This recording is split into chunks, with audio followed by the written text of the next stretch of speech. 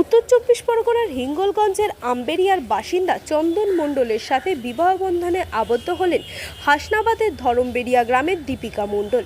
সাবেকি রীতি রেওয়াজ মেনে রাজকীয় কায়দায় ঠিক যেভাবে আগের দিনের রাজপুত্ররা বিয়ে করতেন, ঠিক সেইভাবেই সুন্দরবনের হিঙ্গলগঞ্জের আম্বেরিয়ার বাসিন্দা চন্দন মণ্ডল ঘোড়ার গাড়ি চেপে হাসনাবাদ থানার অন্তর্গত ধরমবেড়িয়াতে বিয়ে করতে গেলেন।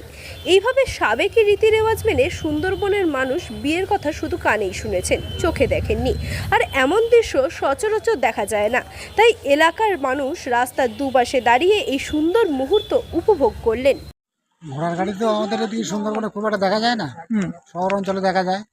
কিন্তু এই নতুনত্ব দেখার জন্য মানে ঘোড়ার গাড়িতে নতুন আমাদের এদিকে এসছে, এই যে দেখার জন্য প্রচুর মানুষের ভিড়।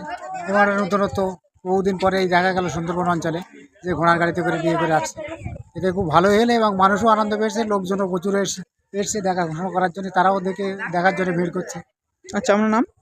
আমার নাম মদন গোপাল মণ্ডল, বাড়ি 2 নম্বর। ছেলে